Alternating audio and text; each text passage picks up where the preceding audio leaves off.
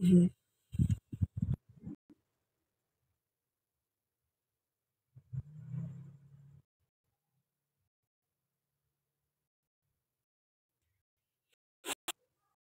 Halo teman-teman semua, welcome back kembali ke Layaknya TikTok.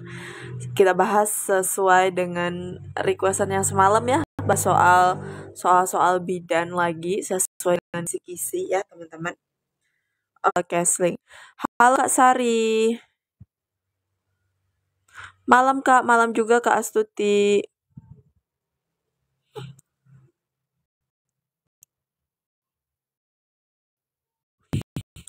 Oke, dijawab dulu soal nomor satu teman-teman ya. Ini soal nomor satu. Oke, ini soal nomor satu boleh dijawab teman-teman.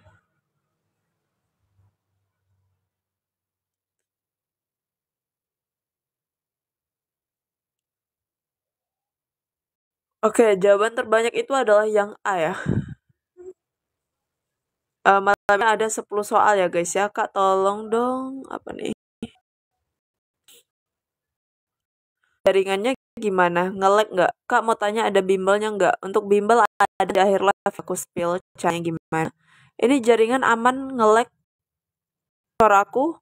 Suaraku aman nggak?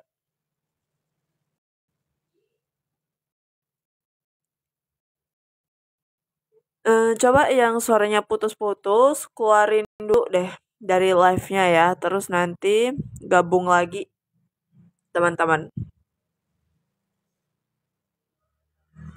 Nah, yang nge-lag ini coba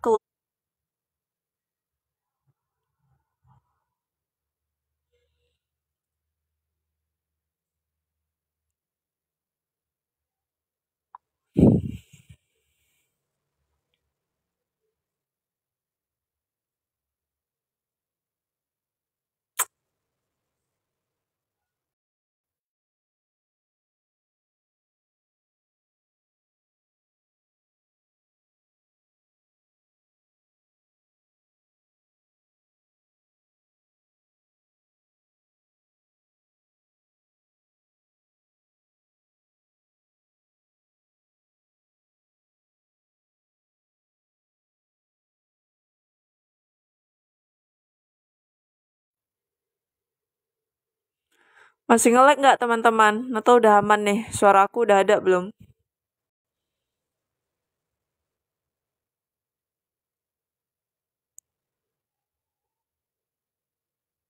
Aman ya? Aku pusing banget sama si TikTok ini. Kenapa ya suka ada aja masalahnya ya? Oke, jawab dulu nih soal nomor satu. Jawabannya apa ya guys?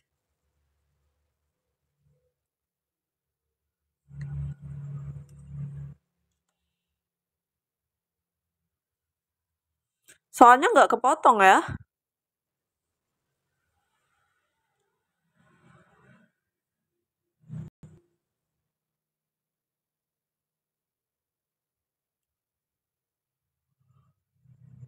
Oke, lanjut aja ya bahas soal nomor satu. Soalnya hilang kak lah, kok bisa hilang? Yang lain nggak hilang nih. Oke, jawaban yang terbanyak adalah yang A ya. Kita lihat dulu ya, kita baca dulu ke pertanyaannya. Seorang wanita usia 28 tahun melahirkan 8 jam yang lalu di rumah sakit bersalin. Mengeluh mules dan mengeluarkan darah bervaginam sedikit. ASI belum merasa cemas dengan keadaannya. Hasil pemeriksaan di atas normal, tidak ditemukan kelainan pada payudara. Diagnosis yang tepat pada kasus di atas adalah oke, yang A itu postpartum normal, kalau yang B postpartum dengan depresi, C postpartum dengan subinvolusi, yang D postpartum dalam bendungan ASI, yang E itu postpartum dengan psikosis. Oke, jadi untuk yang B dan C itu apabila mengalami gangguan psikologi ya teman-teman, misalnya baby blues atau ibunya depresi, psikosis ya, tapi di sini kan tidak menunjukkan tanda-tanda ibunya mengalami psikologi teman-teman, gangguan psikologi nggak ada ya. Jadi yang B sama E itu kita eliminasi. Nah, kalau subinvolusio itu kan uterusnya tidak berinvolusi dengan baik ya, teman-teman. Nah, di sini juga dikatakan hasil pemeriksaan dalam keadaan baik semua nih. Dia ada 8 jam ya. 8 jam itu harusnya 2 jari di bawah pusat ya, 2 jari atau 1 jari di bawah pusat. Seperti itu. Jadi yang C juga bukan. Ibu postpartum dengan bendungan ASI. Nah, kalau bendungan ASI itu enggak ya. Di sini dia bilang tidak ditemukan kelainan payudara nih, payudaranya normal, hanya ASI-nya belum keluar. Nah, ASI belum keluar pada 8 jam setelah melahirkan itu hal yang wajar ya, teman-teman. Biasanya kan yang keluar tuh kolostrum ya, ASI yang warna kuning sedikit itu, teman-teman. Nah, itu tuh hal yang wajar. Jadi untuk diagnosis ini itu adalah yang A ya, ibu postpartum normal. Oke, lanjut lagi ya ke soal nomor 2. Nah, ini dia soal nomor 2. Silahkan dibaca. Ini soalnya masih lanjutan dengan soal nomor 1 tadi, teman-teman.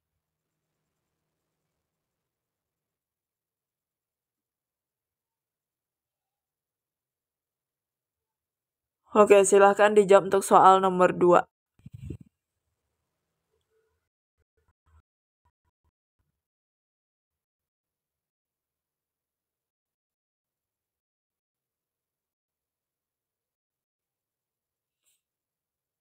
Oke, jawaban terbanyak itu adalah yang di E ya. Oke, kita lihat ya nanti. Untuk pertanyaannya adalah berdasarkan kasus di atas, apakah penata laksana mengatasi keluhan mules pada kasus tersebut? Oke. Em, dia 8 jam postpartum tadi ya, teman-teman ya. Kira-kira hal yang wajar nggak sih mules-mules kayak gitu, teman-teman? Habis dalam postpartum beberapa jam. Hal yang normal ya, teman-teman ya, dengan keluhan mules. Artinya rahimnya itu berkontraksi seperti itu. Nah, kalau rahimnya berkontraksi dengan baik, nanti involusi uterusnya juga bakalan baik. Kemudian perdarahannya juga normal ya, teman-teman. Seperti itu. Nah, tapi kalau misalnya tidak ngerasain mules, kemudian kontraksinya juga nggak ada, itu nanti kita takut curiganya atonia uteri. Kalau udah atonia, bisa perdarahan, tidak tertangani dengan baik, bisa shock, ibunya jelek-jelek, bisa meninggal ya, teman-teman. Oke, jadi penata laksanaan untuk mengatasi keluhan mules ya pada kasus ini itu adalah yang mana teman-teman? Jawabannya adalah yang E. Menjelaskan keluhan mules adalah keadaan yang normal, jadi ibu tidak perlu khawatir ya. Bahkan lebih khawatir lagi nih kalau uterusnya tidak berkontraksi karena bisa mengalami perdarahan yang hebat nantinya. Oke, apakah perlu diberikan kompres hangat pada daerah perut? Tidak perlu ya teman-teman ya, karena kan hal tersebut memang keadaan normal yang mana uterus akan berkontraksi untuk yang namanya involusi uterus ya teman-teman. Seperti itu. Oke, jadi untuk soal nomor ini jawabannya adalah yang E, teman-teman. Ini aman ya suaraku ya guys, aman ya penjelasan aku tadi. Apakah perlu diberikan analgetik, teman-teman? Enggak, B Kak, susukan bayi sesering mungkin. Nah ini Kak, yang ditanyakan adalah penata laksanaan mengatasi keluhan mules. Nah, ibunya tuh kan cemas ya, cemas dia dengan keluhan mulesnya. Jadi kira-kira apa nih yang bisa kita lakukan untuk mengatasi keluhan tersebut? Ya kita jelaskanlah kepada ibu tersebut bahwa keluhan mulus tersebut adalah hal yang normal sehingga si ibu ngerasa aman nih. Ternyata keluhan mulus tersebut apa namanya tuh memang normal pada ibu postpartum kayak gitu. Kecuali kalau misalnya ibunya udah nggak tahan banget nih, mules banget gitu ya, mungkin bisalah kita berikan analgetik ya, teman-teman. Paracetamol aja kali ya. Nggak nyimak soal. Ya, jadi itu lagi-lagi mau jawab soal teknis, soal wawancara, manajerial, sosio itu harus sesuaikan benar-benar dengan konteks pertanyaannya, teman-teman, biar nyambung jawabannya. Oke, lanjut lagi lah ya soal nomor 3. Oke, ini dia soal nomor 3, guys.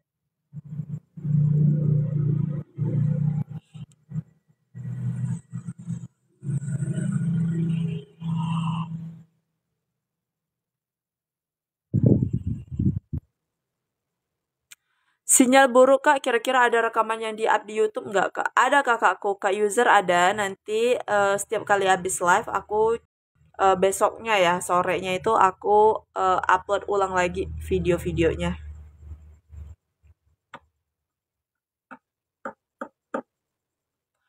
Oke, untuk soal ini tuh jawaban terbanyak adalah yang E ya. Oke, kita lihat ya teman-teman ya.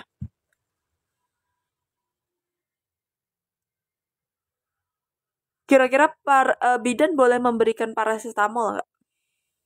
Bidan boleh nggak sih ngasih paracetamol teman-teman? Boleh ya, karena kan di obat tuh kan ada lambang hijau, lambang kuning, lambang merah, ada lambang huruf K kayak gitu. Nah, paracetamol kan masih kategori lambang warna hijau, berarti dia masih aman ya, teman-teman, masih aman untuk ibu hamil, ibu menyusui, ibu nifas ya, seperti itu.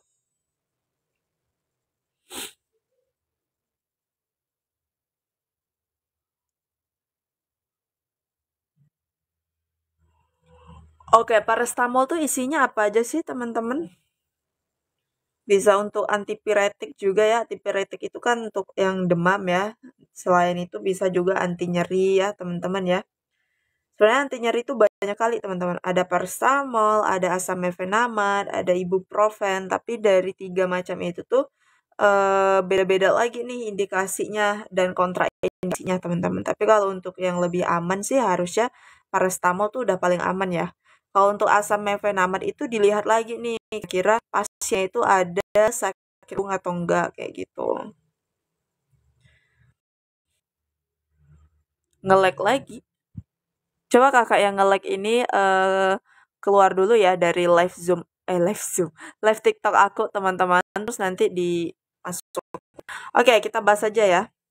Soal nomor 3. Seorang perempuan usia 24 tahun melahirkan anak yang kedua 6 hari yang lalu. Datang ke BPM mengeluh pusing sudah 2 hari yang lalu. Jahitan perineum yang terasa nyeri, hasil pemeriksaan TTV dalam batas normal. Terlihat bekas jahitan perineum merah. Apakah asuhan yang tepat pada kasus tersebut? Oke, jadi di sini dia keluhannya apa nih? Keluhan pusing ya, teman-teman, pusing. Oke, dapat 1. Terus apa lagi? Nyeri pada jahitan ya, nyeri nih si nyeri. Nah, kemudian asuhan apa yang tepat pada kasus tersebut? Kalau yang A, menilai perdarahan. Oke, jadi di sini masalahnya ada 2, yaitu pertama pusing dan juga nyeri. Oke, lagi-lagi kita cari jawabannya matching ya, teman-teman. Nah, kalau yang B memberikan nutrisi. Kira-kira nyam nggak nih dengan permasalahan di soal?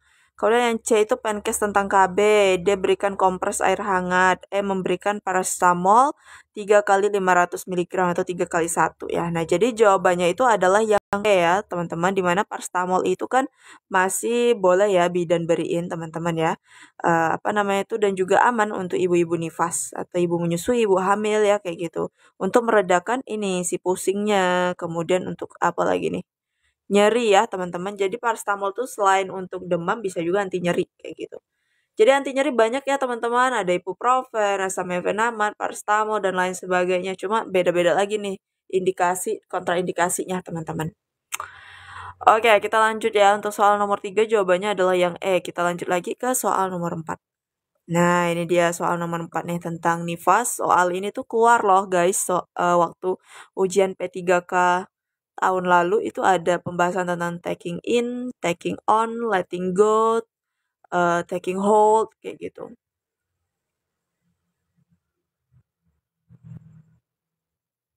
Oke, jawaban yang terbanyak adalah yang A.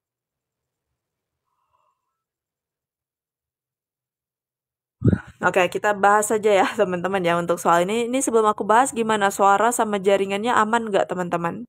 Ada yang nge-lag nggak?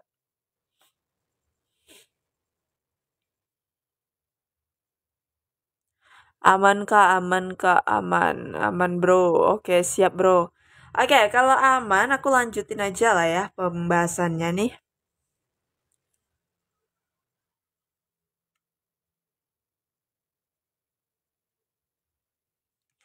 Oke, seorang perempuan usia 23 tahun melahirkan anak pertama berat badan 2.800 gram 2 hari yang lalu di BPM. Mengeluh lelah, sering mengantuk, dan bersikap pasif. Hasil pemeriksaan TTV dalam batas normal, lokea berwarna merah. Apakah adaptasi psikososial yang dialami ibu pada kasus tersebut? Oke, jadi dia postpartum 2 hari ya. Nah, sebelumnya aku ada materi ini terkait adaptasi psikososial ya, teman-teman. Ini dia. Boleh kalian screenshot guys, apa itu taking in, letting go, taking hold, kayak gitu.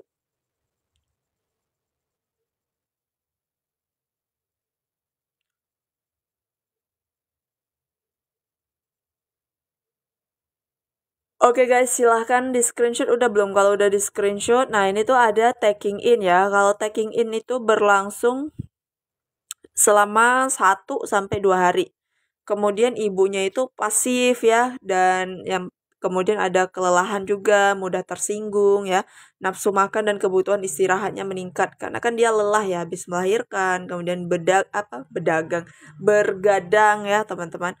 Nah kemudian jadi dia tuh butuh adaptasi kayak gitu si taking in, apalagi untuk ibu-ibu yang preemie ya teman-teman.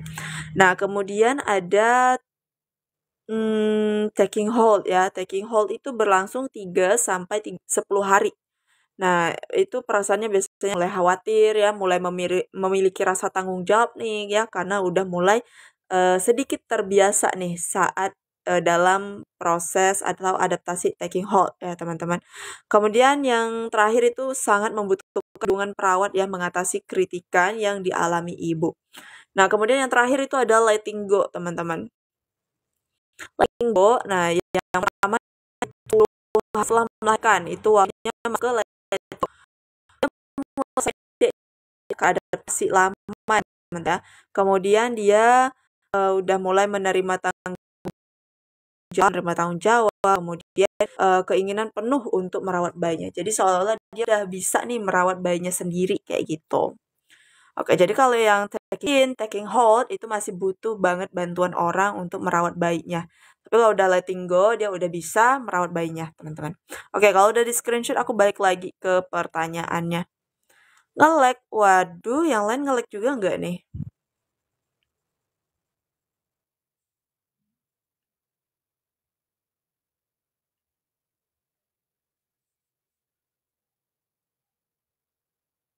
Aduh guys, mata aku ngantuk banget, sumpah lah.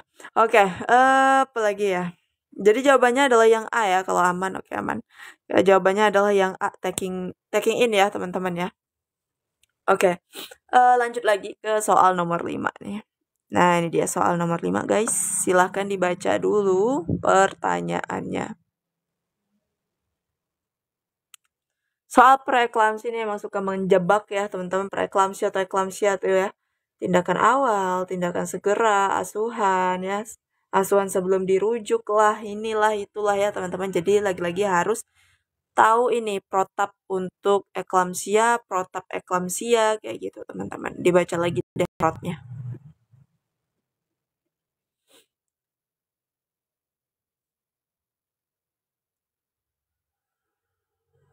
Oke, di sini pertanyaannya itu apakah yang harus dilakukan pada ibu sebelum dirujuk ke RS? Oke, ini dia dengan datang kejang ya. Berarti ini diagnosisnya adalah apa kalau kejang? Eklamsia, teman-teman.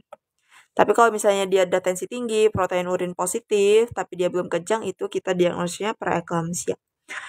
Oke, jadi di sini pertanyaannya seorang ibu hamil G4 P3A0 ya, teman-teman. Usia 27 tahun, hamil aterem datang ke Polindes dengan keluhan kejang-kejang pada pemeriksaan tanda vital diperoleh tekanan darah 19/40, muka tangan, kaki odem. Pada pemeriksaan VT pembukaan serviks 5, apakah yang harus dilakukan pada ibu sebelum dirujuk ke rumah sakit? Oke, aku kalau nggak salah ada manajemen untuk eklamsia ya. Sabar. Ini deh kayaknya. Ini atau, oh ini. Nah, ini dia terkait manajemen penata laksanaan eklamsia, teman-teman. Kelihatan nggak? Nggak kelihatan ya? Di Polindes tuh ada MgO4 nggak sih teman-teman? Aku nggak tahu juga nih di Polindes tuh ada MgO4 nggak sih? Bukannya harusnya ada ya? Ini kan obat-obat di kebidanan soalnya MgO4. Wajib banget ada nggak sih? Atau beda Polindes beda? Harusnya setahu aku ada dong MgO4 ya. Atau pakai diazepam. Kalau di tempat aku MgO4 ada, cuma antidotumnya nggak ada guys. Antidotumnya itu kalsium glukonat ya, itu nggak ada. Tapi MgO4-nya ada. Jadi suatu waktu kalau misalnya pasiennya keracunan MgO4, aduh, ribet urusan guys. Beda Polindes beda. Di saya semua bides harus punya MgO4. Iya, setahu aku sih di Polindes harus ada MgO4 ya, karena kan kita nggak tahu nih pasien kejang-kejang. Nah, misalnya kalau misalnya kejang-kejang nggak diberikan MgO4, kejang-kejangnya nggak teratasi, oksigennya masuk ke otak itu berkurang, terhambat, bisa meninggal teman-teman ibunya. Soalnya aku nggak pernah di Polindes.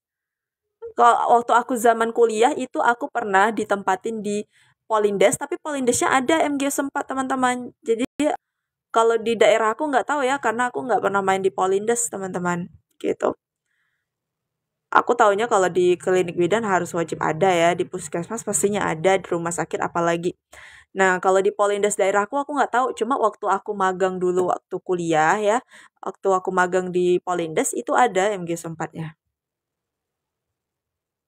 Mhm. Oke, jadi ini tuh bisa kalian screenshot kelihatan ya manajemen si eklamsia. Ini sumbernya aku ambil dari paket pelatihan ini, paket pelatihan Ponek ya.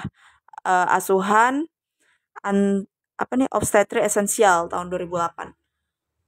Oke teman-teman, jadi protapnya itu misalnya ada pasien nih datang dengan eklamsia, yang pertama kita pasti minta bantuan ya, minta bantuan ke rekan-rekan kita misalnya kalau di rumah sakit ya, makanya pemasangan infus, kemudian sirkulasi apa oksigen ya, kemudian posisi ibu itu langsung dikerjakan rentet gitu, lurus kayak gini teman-teman gitu. Karena kan banyak orangnya yang bisa kita minta tolong, nggak bisa kita kerja sendiri atau dua orang. Nah, yang pertama itu kita jalan nafasnya dibebaskan dulu teman-teman ya.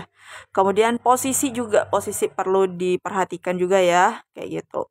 Nah, untuk pernafasan ya diberikan oksigen nih 2 sampai 4 liter ya, teman-teman.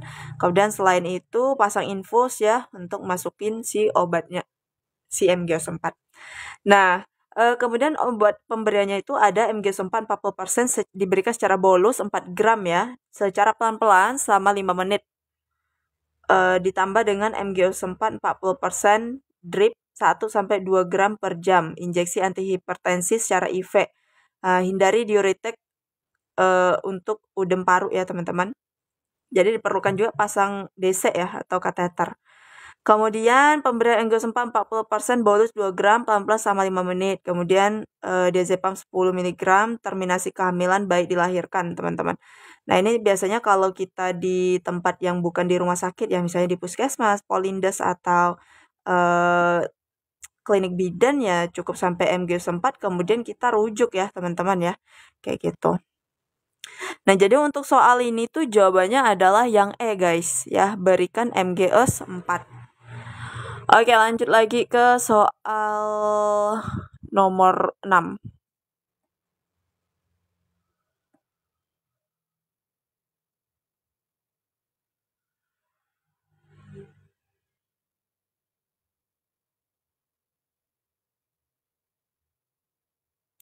Oke, ini dia soal nomor 6. Kak, ngilangin ngantuk saat belajar gimana, Kak?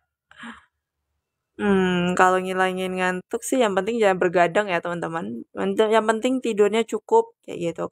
Kalau tidurnya cukup, pasti nanti ngantuknya juga berkurang gitu. Kakaknya kira-kira tidurnya cukup nggak nih? Atau suka begadang? Terus kalau menurut aku sih ya, kalau udah capek, udah mulai munculin simptom atau gejala bosan kayak gitu, aku saranin ya berhenti sebentar kayak gitu. Karena percuma aja gitu kalau dipaksa, karena nggak bakalan masuk. Jadi kalau udah mulai menunjukkan gejala-gejala males, bosan, ya udah coba refresh dulu, scroll YouTube atau scroll sosmed ya untuk merefresh pikiran sejenak. Terus nanti Kalau udah refresh ya balik lagi belajarnya kayak gitu. Jadi tuh ada teknik belajar yang namanya Pomodoro ya. 25 menit belajar, kemudian berapa menit istirahat itu aku lupa teman-teman. Pokoknya tergantung sih setiap individu teknik belajarnya gimana. Kalau aku teknik belajar kalau udah ngerasa capek, udah ngerasa bosen ya, ya udah sih. Aku coba alihkan ke yang lain dulu kayak gitu.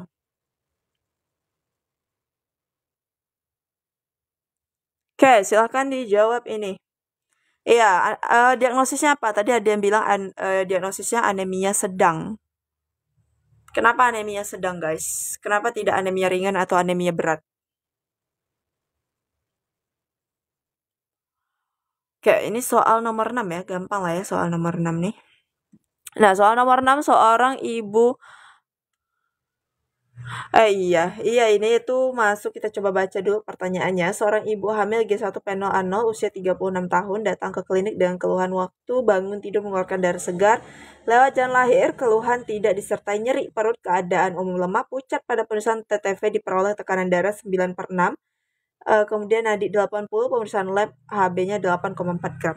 Oke, jadi ini diagnosisnya adalah placenta previa plus anemia sedang ya, teman-teman ya. Ini HB-nya turun mungkin dari sini nih. Oke, jadi manakah penanganan yang tepat untuk kasus di atas? Dia datang kemana? Ke klinik ya. Nah, kalau udah placenta previa itu bukan tanggung jawab kita lagi, tapi harus kita rujuk kolaborasi dengan dokter spesialis obgyn kayak gitu. Jadi jawabannya itu adalah yang D. Pertama kita pasang infus untuk merehidrasi ya teman-teman darah-darah yang udah keluar. Jadi direhidrasi lagi menggunakan cairan infus. Ya, kemudian inform concern nih ke keluarganya bahwa ditemukan keadaan seperti ini ya, keluar darah, diagnosisnya apa sehingga diperlukanlah rujukan kayak gitu. Dan tanda tangan keluarga bahwa setuju untuk dirujuk. Berakhir adalah rujuk teman-teman. Jadi untuk soal nomor 6 itu jawabannya adalah yang D. Oke lanjut ya, kita lanjut lagi ke soal nomor 7.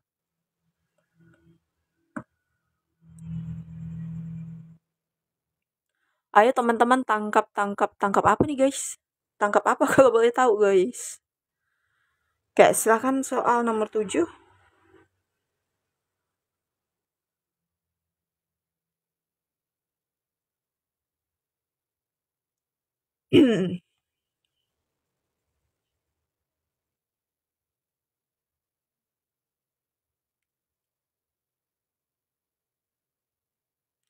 Sorry guys, bukan seorang bayi, seorang wanita ya teman-teman. Ya ampun, ini aku tuh ngetiknya sambil ngantuk. Soalnya malam tadi aku nggak ada tidur gara-gara ngerujuk pasien.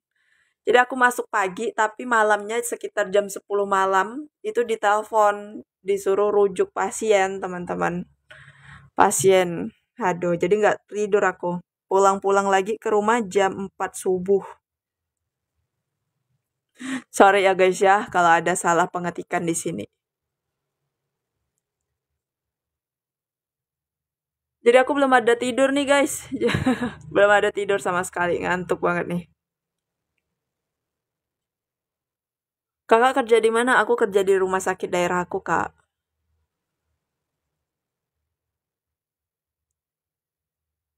Semangat, Kak. Makasih, Kak Novi. Bahas ya? Oke, kita bahas ya untuk soal nomor 7. Soal nomor 7 kita bahas dulu. Seorang wanita hamil usia 35 tahun, P5A0, datang ke klinik dan telah melahirkan bayi laki-laki. Plasenta lahir lengkap 25 menit setelah diberikan injeksi oksitosin kedua. Perdarahannya itu 500 cc, kontraksi uterus lembek, TFU 2 jari bawah pusat. Tekanan darah 100/70, keadaan umum lemah, nadi 100. Nah, tindakan selanjutnya yang harus dilakukan oleh bidan untuk mengatasi perdarahan tersebut. Oke, aku ada juga nih manajemen untuk atonia ya. Nah, ini pasti semuanya udah tahu lah ya teman-teman ya. Ini sumbernya dari buku Ponet tahun 2008.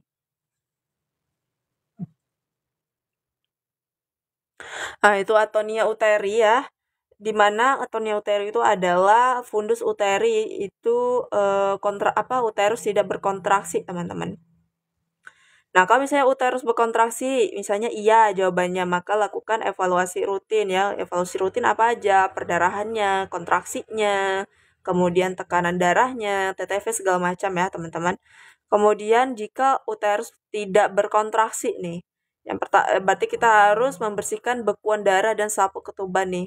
Pastikan kandung kemih itu kosong, kemudian kita lakukan KBI ya. Kemudian kalau uterusnya sudah kontraksi, teruskan KBI selama 2 menit ya. Keluarkan tangan perlahan, pantau K4 dengan ketat ya.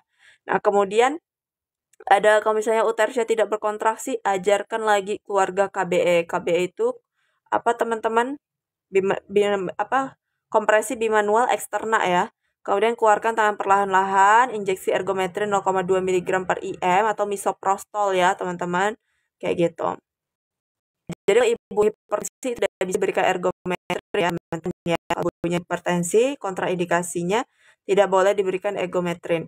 Kalian pasang infus RL 500 cc plus 2 unit oksitosin, ulangi lagi KBI-nya. Nah, kalau ternyata uterusnya tidak berkontraksi, segera dirujuk ya. Kemudian pasang infus RL plus oksitosin 2 unit dengan laju 500 cc per jam. Sehingga tempat rujukan, jadi diguyur nih teman-teman. Oke, nah itu dia. Jadi dilakukan apa teman-teman?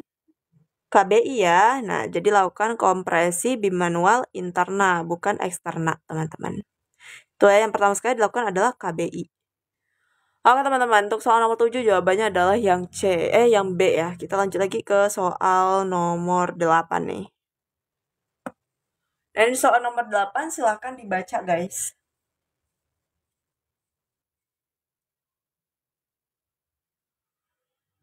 Oke, soal nomor 8 jawabannya apa, teman-teman?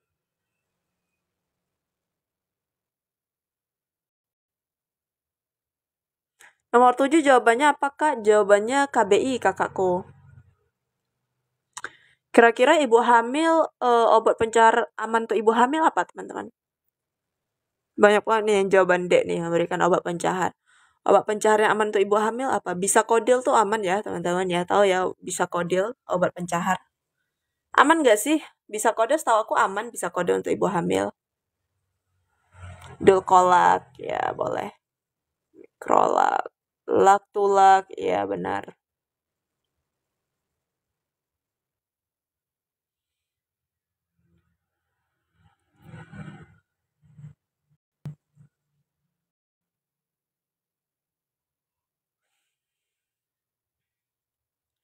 Udah melahirkan ya? Oh iya, udah melahirkan guys. Sorry kan lagi-lagi nggak fokus nih mataku. Emang udah kriep-kriep, tinggal berapa watt aja nih mataku nih. Oke, kita bahas aja ya teman-teman ya. Seorang ibu usia 22 tahun datang ke rumah sakit bersalin dengan keluhan. Ibu mengatakan sudah 5 hari setelah melahirkan anak pertama. Ia belum BAB, perutnya terasa penuh akibat tidak BAB. Ibu sudah makan sayur-sayuran dan buah-buahan tetapi belum juga BAB. Ibu merasa tidak nyaman dengan kondisinya. Nah, biasanya ibu-ibu yang postpartum nih, karena apalagi yang di hecting ya, dia takut jahitannya lepas, nanti kalau misalnya dia BAB ya, jadi ditahan-tahannya, jadi ya keras kayak gitu teman-teman. Jadi sulit, konstipasi lah dia jadinya. Nah, rencana asuhan yang dianjurkan apa? Kalau yang A itu minum air yang banyak, B sedikit makan, C bergerak aktif, D memberikan obat pencahar, E istirahat total. Jadi carilah jawaban yang matching ya. Permasalahannya adalah dia susah BAB ya teman-teman. Maka kalau dia susah BAB, jawabannya adalah yang D, memberikan obat pencahar teman-teman. Kayak gitu. Oke, gitu ya. Jadi untuk soal nomor 8 itu jawabannya adalah yang D, teman-teman. Itu tujuannya supaya ibunya lebih gampang BAB ya. Masya Allah hebat Kak, ngantuk tetap bagi-bagi ilmu. Sukses terus Kak. Sukses terus juga buat kalian semua ya guys ya. Semangat juga ya teman-teman ya. Aku yang ngantuk-ngantuk ini juga tetap semangat live. Kalian yang calon peserta P3K harus lebih semangat dari aku guys. Oke, lanjut lagi nih ke soal nomor 9 nih untuk menghitung usia kehamilan teman-teman.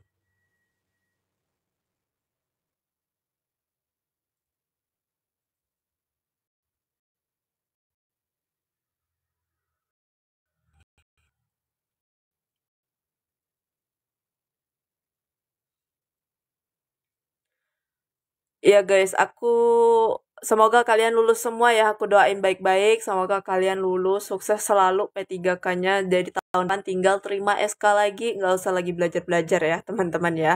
Kayak gitu, tinggal terima SK aja nih. Sukses selalu buat kalian yang selalu rajin belajarnya ya, tanpa apa, yang persiapan dari sekarang kayak gitu. Semangat terus persiapannya. Oke, silahkan dijawab untuk soal nomor 9 guys. Ini kira-kira jawabannya apa ya? Ini kalian nyarinya gimana? Nyarinya pakai hitung-hitungan coret-coret matematika atau biasa aja? Jawaban terbanyak ada di A ya. Nanti kita lihat ya, benar nggak? Ya, aku mau kasih tahu nih. Misalnya kalian bingung ya sama cara menentukan usia kehamilan itu kan biasa kita ada pakai rumus 4/3 ya. Nah, aku dulu waktu kuliah itu diajarin pakai rumus 4/1/3 teman-teman untuk mencari usia kehamilan. Itu kalau misalnya kalian bingung ya kalian bisa tonton di YouTube aku ya di Aulia Sakinah Putri. Itu aku udah pernah bikin video terkait cara menghitung usia kehamilan. Jadi kalian searching aja cara menghitung usia kehamilan di YouTube aku, teman-teman. Itu aku udah bahas.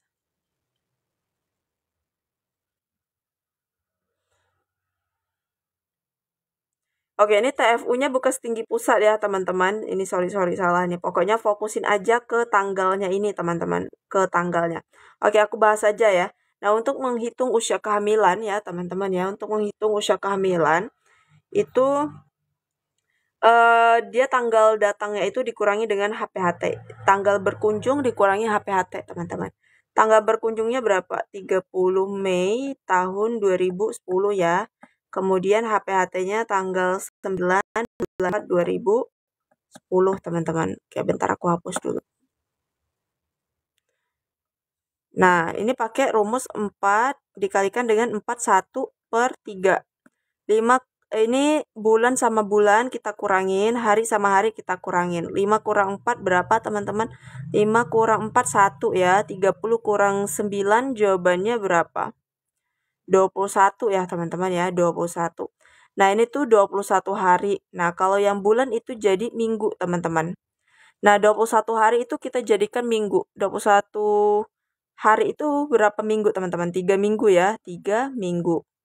Nah, kita tambahin dengan 1 minggu. 1 minggu, bukan, sorry, salah guys. Nah, 1 dikali 4, kita kalikan dulu, 1 kali 4 jadi 4 ya teman-teman. Nah, ini jadi 4 minggu. Nah, kemudian kita kalikan lagi, 1 kali 1/3 itu jadi 1/3. Ya, teman-teman, 1 kali 1/3 itu 1/3 ya. Kemudian kita jadikan 1/3 ini ke hari, kita tinggal kalikan aja 7. Nah, itu berapa? 7/3 itu dapatnya 2, sekian-sekian dibulatin jadi 3 hari ya, teman-teman ya. 1/3 jadi 3 hari. Nah, ini minggu sama minggu kita tinggal jumlahin aja. Minggu sama minggu kita tinggal jumlahin aja. 4, 5, 6, 7. 7 minggu ditambah dengan 3 hari. Berarti 7 minggu 3 hari, teman-teman. Jawabannya adalah yang A. Nah, misalnya kalau kalian masih bingung ya, kalian bisa tonton ulang di YouTube aku itu untuk menghitung usia kehamilan, teman-teman. Itu udah aku pernah bahas 1 tahun yang lalu tuh. Ini teman-teman, jadi itu rumus yang akurat untuk menghitung usia kehamilan. Nah, tapi biasanya kan karena kita udah lupa ya pastinya ya menggunakan rumus 4/3 itu pasti kebanyakan menggunakan lingkaran yang setan itu loh teman-teman. Untuk menghitung usia kehamilan itu cara cepatnya adalah menggunakan lingkaran setan itu teman-teman, cara cepatnya. Iya kan? Kenapa dikali 7 Kak? Kenapa dikali 7? Dikali 7 itu karena kita mau jadiin ke hari, teman-teman. Kayak gitu. Karena kita mau jadikan ke hari, jadi maka kita kalikan 7. 1 minggu itu kan adalah 7 hari ya, teman-teman. Nah, 4/3 dari mana? 4/3 itu adalah rumus, guys. Jadi, mau apapun soalnya tetap dikaliin 4/1/3. Karena 4/1/3 itu adalah rumus. Makanya ada dibilang rumus 4/1/3 untuk menghitung usia kehamilan. Rumus yang kali 155 itu untuk menghitung TBJ guys ya. Kalau yang kali 155 itu untuk menghitung TBJ, tafsiran berat janin, beda sama usia kehamilan. 3 hari itu di mana? Dapat dari sini, 1/3 dikali 7. 1/3 kali 7 itu berapa? 7/3 ya. 7/3, sorry. 7 dibagi dengan 3, itu kan 2 ya. 2 kali 3 itu 6, kemudian 10, kemudian 3. 2,3. Oh ya, sorry. 2 hari ya, teman-teman. 2 hari, kayak gitu. Jadi di sini 7 minggu 2 hari, teman-teman. Oke, gitu ya. Ngerti lah ya, kalau misalnya kalian masih bingung, itu lihat aja di YouTube aku, ada kok pembahasan terkait menghitung usia kehamilan dan juga menghitung HPL, guys. Oke, lingkaran setan gimana Kak? Lingkaran setan yang itu loh, yang ada usia kehamilannya itu ada angka kecil-kecil tuh, pernah kan lihat kalian punya lingkaran setan gak sih? Aku kalau di rumah sakit mau cepet-cepet pakai itu, guys. Apalagi kalau di IGD pasien rame kan. Ya kalau beda 1 bulan tuh masih bisa dihitung manual. Oke, kita lanjut lagi ya ke soal nomor selanjutnya. Ya, namanya kalender kehamilan, aku bilangnya kalender setan. Lingkaran setan kalau aku panggilnya.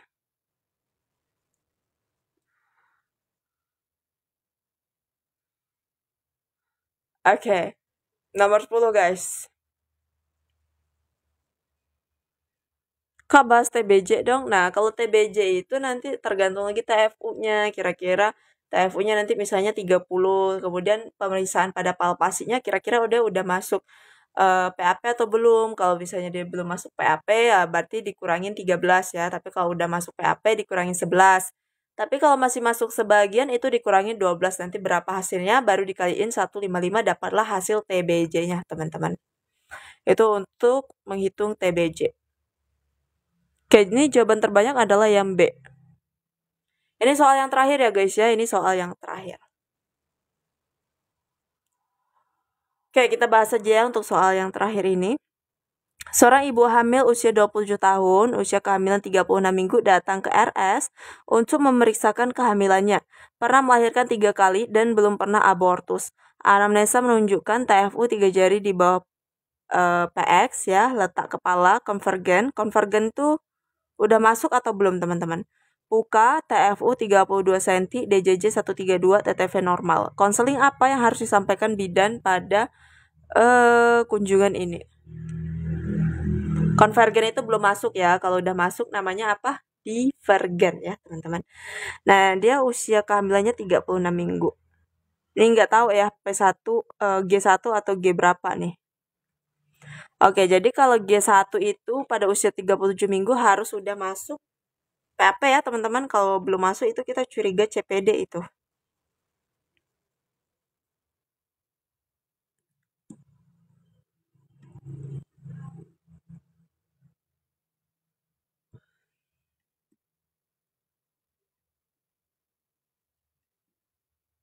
Oke, ya udahlah kita bahas aja soalnya.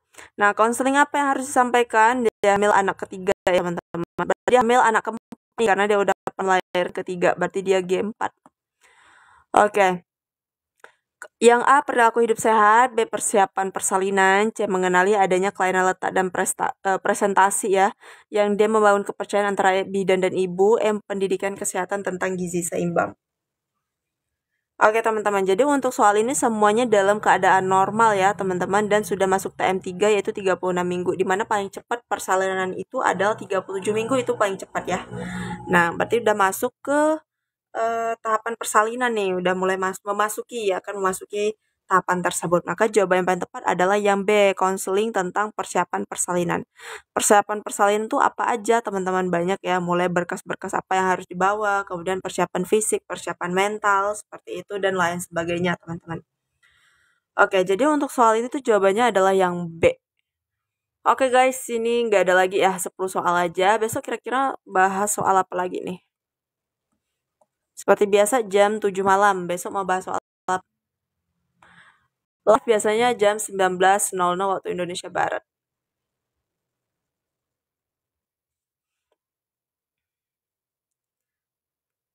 Teman-teman.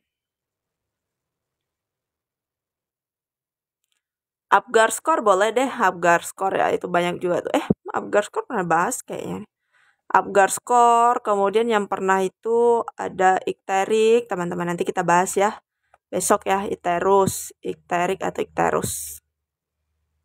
Kak, konvergen tadi apa? Konvergen itu belum masuk PHP guys. Jadi kalau yang udah masuk itu divergen. Jadi untuk menentukan konvergen, divergen atau sejajar itu dengan Leopold ya, teman-teman. Leopold berapa? Leopold 4 seperti itu ya. Oke, ya ini dia yang katanya ketinggalan tadi nih. Silahkan di screenshot yang ketinggalan tadi. Mana dia? Nih. Oh ya, sebelum di screenshot aku mau ngasih tahu tadi ada yang nanya soal bimbel ya. Nah, kalau untuk bimbel tryout pembelian ebook silakan hubungi aja ke nomor yang ini teman-teman ya. Di WhatsApp ya, ini nomor WhatsApp adminnya. Jadi kalau misalnya kalian mau ikut bimbel, ikut tryout, ikut pembelian ebooknya ya teman-teman silakan hubungi ke nomor ini, nanti bakalan dibantu sama adminnya mulai dari harga dan kelebihan-kelebihannya atau perbedaannya semua teman-teman silakan tanya ke adminnya. Jadi kalau untuk ebook sendiri teman-teman itu isinya udah lengkap dengan soal kompetensi bidan, kemudian ada manajerial, sosiokultural, wawancara dan pembahasannya sekalian teman-teman. Nah kalau untuk bimbel itu kita ada pembelajaran secara live Zoom, tapi yang live itu bukan aku ya, yang ngajarinnya bukan aku. Udah ada dari tim NIP Warrior-nya langsung untuk bimbel. Nah, kalau TO nanti kalian dapat 5 paket TO yang mana berlaku selama 1 tahun paket tryout-nya, teman-teman. Oke, untuk harga ketiga ini kalian bisa hubungi aja nomor WhatsApp di sini. Oke, selain itu nanti hasil rekaman TikTok aku hari ya rekaman-rekaman live aku sebelumnya itu bakalan aku upload ulang di YouTube aku di sini, teman-teman. Ini nama YouTube aku Aulia Sekina Putri, silahkan di cari aja ya, teman-teman. Oke. Aku ramah kok adminnya.